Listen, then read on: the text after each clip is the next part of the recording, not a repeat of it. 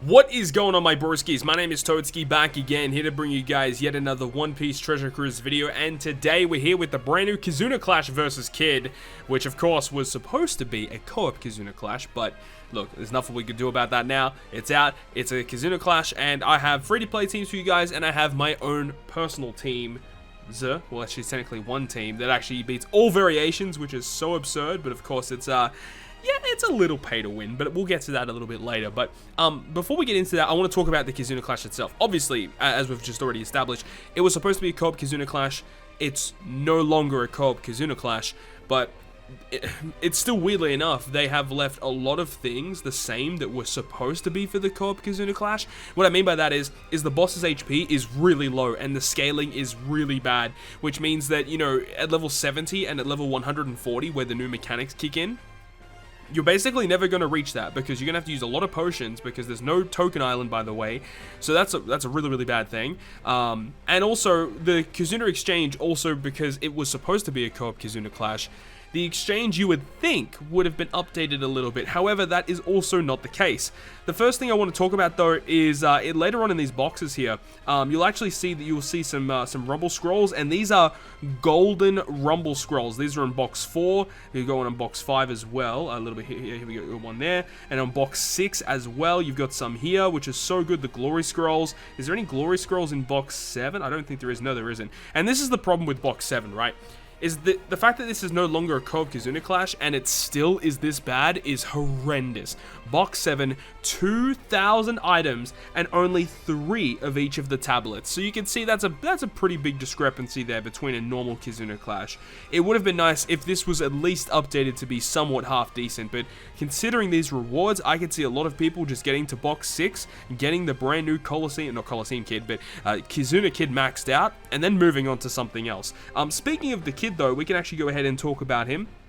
Now, obviously, as you guys just saw, I don't have all of his limit break materials yet, but we can still talk about him. So this kid is an int-driven striker, nothing really too crazy there. His captain effect is actually really good for a free-to-play unit. Strength in int characters 3.75 times attack, heal 3 times his recovery at the end of each turn, and makes strength and int slots beneficial to your crew. What an amazing captain effect for a free-to-play unit. Like, honestly, just getting this guy for his captain effect alone is going to be quite nice, especially if you don't have some of those strength or int super type characters. This character is so good for that. Now, his special is also quite good. So it maxes down a little bit. You can see I need like 12 more skill ups, but it will go ahead and reduce all enemies' defense up and damage threshold by 3 turns, and then reduces strength and int character's special charge time by 1 turn. And then if your captain is either strength or int, then he deals 200 times his attack in int damage to all enemies at the end of the turn for the next 4 turns. So it's actually very reminiscent of like Coliseum Kid, the fact that he does end of turn damage for a certain amount of time. Coliseum Kid is only 2 turns. This guy does it for 4 turns, which is really, really good. And then also he has utility on top of it, giving you cooldown reduction and also removing enemies' defense up and damage threshold. So I like the fact that he actually removes those defensive effects and then also has that end of turn damage. It's actually really, really cool. Now, as for his crewmate effect, you can see he actually has special reverse for his crewmate effect, which is quite nice. Of course, I don't have his max limit broken, but I'm pretty sure he does get another one.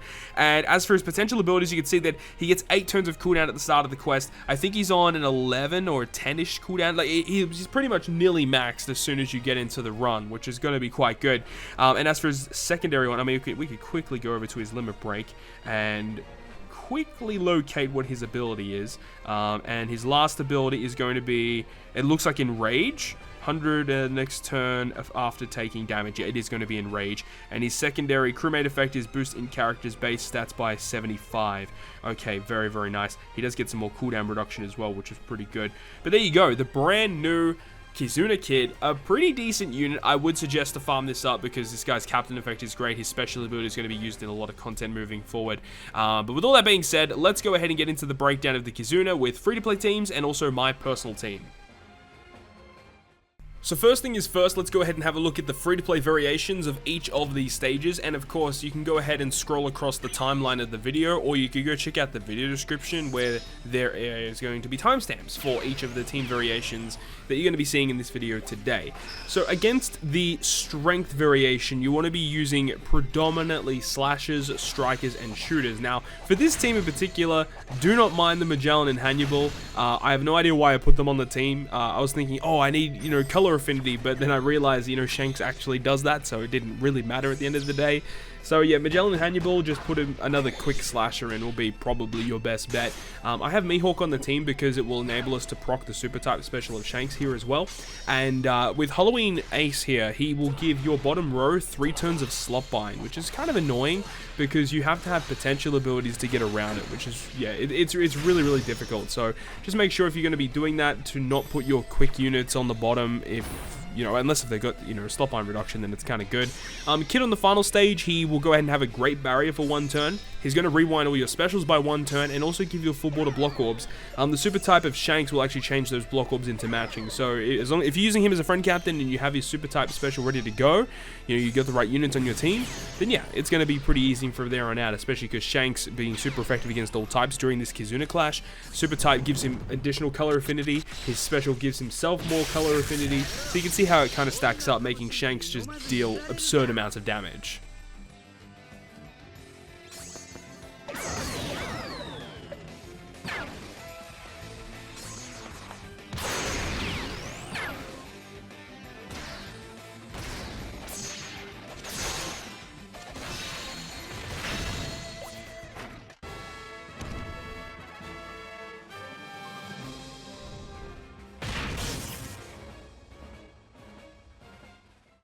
So moving on to the PSY variation of the KIZUNA Clash versus Kid, you want to be building a team of Strength, Int, and PSY characters. Those are the characters that are going to be getting their cooldowns reduced at the start of the fight. Now, we have pretty much a full Int team except for Colosseum Law. Now, I'm going to be using him on stage 2 to get rid of the special bind that gets inflicted to you by the Halloween Doflamingo. It is kind of annoying, but of course, you know, Law gets rid of that, as well as we'll go ahead and give our Cerebral and Slasher characters a 2x attack boost. So it just makes Shanks do a lot more damage than normal, and with that boost, we are able to get through stage 2 pretty easily.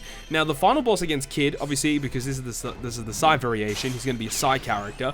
He has full immunity, normal attacks only, like per usual. 5 turns of Despair will be inflicted as well, and 3 turns of Chain Lock is also going to be inflicted to you as well. And I believe your orbs will be also changed into badly matching as well, which is why I have Sangora on the team to just change those badly matching slots into matching for our Int characters. We have the Big Mom from the KIZUNA Clash as our captain here. She's not a great captain, but her special is really good. It's actually going to go ahead and remove all positive buffs on the team, and it will give our crew a 2x attack boost and a 1.75 affinity. So unfortunately, we don't get Shanks' affinity boost, which is slightly higher, but Big Mom is just a really good unit anyway. We've got Colosseum page 1 to get rid of the Chain Lock and then apply our own Chain Lock as well. I actually kind of use the specials in the wrong order. You want to use every single other special first, and then you want to go ahead and use page 1 just to ensure that you get the highest Chain Lock possible. But overall, pretty easy team to build.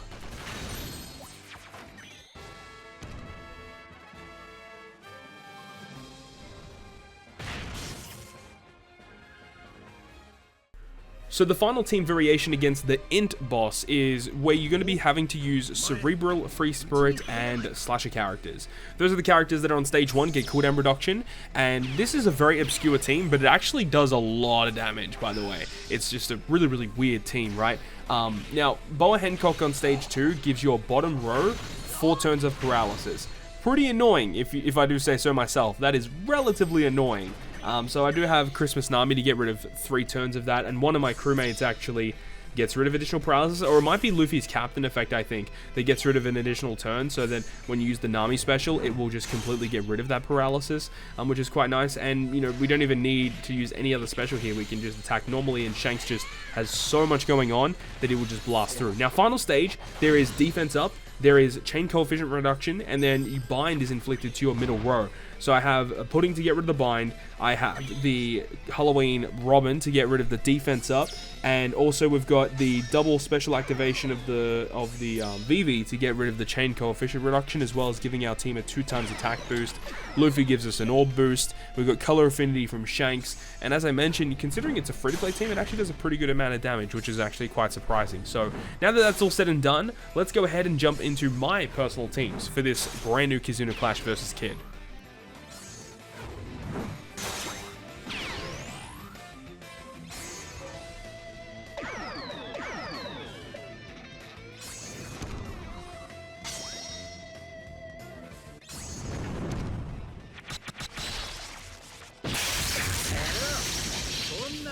域に飲まずにいられるか。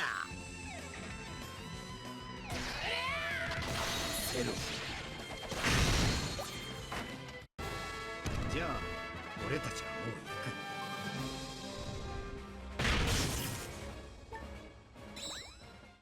So now we move on to my team versus the strength variation. Now, you know, take note of these units because these units are not changing with every single variation. You heard that correct. This team clears every single variation with no changes whatsoever. It's the exact same team, same supports, same units, same positioning, same friend captain. It's all the same for every single variation. So I'm not going to sit here and talk about, you know, how this unit beats every single variation because it's pretty straightforward when you do pull the new characters, of course. As I did mention at the start of the video, you know, it is a little bit of a pay-to-win team, but, you know, it does get the job done. It's got a 3.24 times boost to tickets, which is awesome. So, yeah, it's pretty awesome, right? Now, the Shank special, by the way, looks so good. I actually didn't even realize how good the special animation was. Like, it's not like a god tier one like, you know, the brand new Dex Super Type Zora that came out on Japan, but it's a pretty solid, you know, special animation, if I do say so myself. So, yeah, we get, you know, slot binders inflicted to our bottom row once again, which does kind of suck. Final boss stage, we got Yasop and Beckman to basically get rid of all the debuffs, and then we have, you know, boosts from Beckman as well. And then the super tight special of Shanks is going to give us matching slots as well. And yeah, that's pretty much it. It's, yeah, pretty straightforward. So anyways, I'll leave you guys with that, and I will jump into the next clip that I have for you guys against the PSY Variation.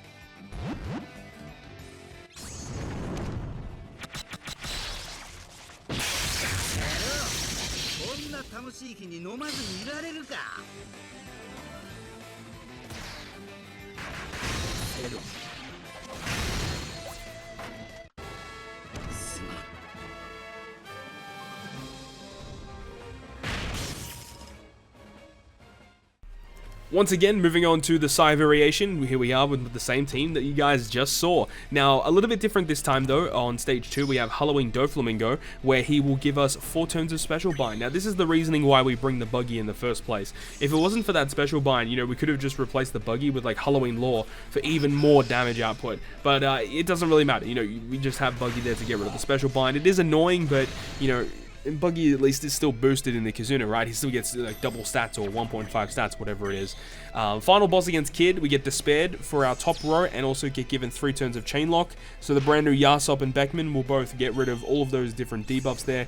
All boost, we get attack boost from Mihawk once again. And to generate matching slots for our team, one of our crewmates actually makes PSY slots count as beneficial. So when we get given badly matching slots on the final stage, they'll just be treated as matching anyway. But I still use the super type special of Mihawk, and you know, Mihawk as the captain alongside Shanks is actually such a great combination because, you know, with the Shanks super type special and the Mihawk super type special, when you activate both of them, you're guaranteed to get a full board of slots no matter what, and it cannot be like changed because it's a super type special, which is so good, right? And on top of that, you've got Mihawk who gives himself tap timing bonus damage. It doesn't matter in KIZUNA because of normal attacks only, and then Shanks is a defense reducer, right? So the combination of Mihawk and Shanks together is actually absurdly strong, and you know, both captains are based around hitting perfects as well, so you know, everything works really well with these two together.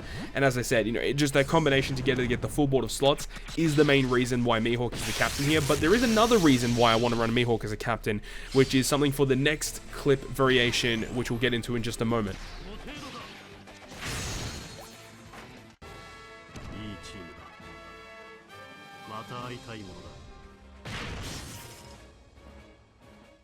And now we move on to the final team variation against the INT boss. Now, as I did briefly mention before, there is another reason why I wanted to run Mihawk as the captain, not only because he gives us the full board of slots and stuff, but his captain effect does also have a very, very cool mechanic where he will resist 10 turns of paralysis. Now, stage 2, Boa Hancock will give you paralysis on the INT boss. So by having Mihawk as the captain, we can just completely resist it without having to use any special or any other additional unit, which is so, so good. And then on this stage, we get defense up, chain coefficient reduction, bind, once again, the new units just to get rid of that, which is awesome. So that's pretty much it. So I really do hope you guys enjoyed this video today, and if you guys did enjoy it, make sure to go ahead and leave a like, and if you want to stay up to date with all the content that I post, including more One Piece Treasure Cruise content, make sure to hit the subscribe button down below. But on that, guys, I will see you guys within the next video.